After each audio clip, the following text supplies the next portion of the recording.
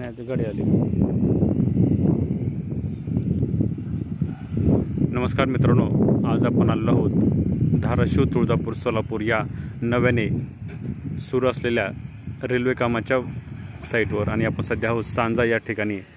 या ठिकाणी आपल्याला न्यू धाराशिव हे रेल्वे स्टेशन पाहायला मिळणार आहे। तुम्ही पाहू शकता या ठिकाणी स्लीपर वगैरे येऊन पडलेले आहेत, म्हणजे येत्या 1 ते 1.5 वर्षामध्ये संपूर्ण धाराशिवकरांना तुळजापूरला रेल्वेने जाता येणार आहे।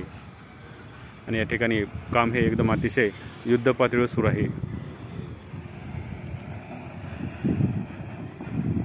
आणि या ठिकाणी न्यू धाराशिव हे रेल्वे स्टेशन आहे, जे की धाराशिवच्या रेल्वे बस स्थानकापासून केवळ 2 ते 2.5 किलोमीटरच्या अंतरावर आहे।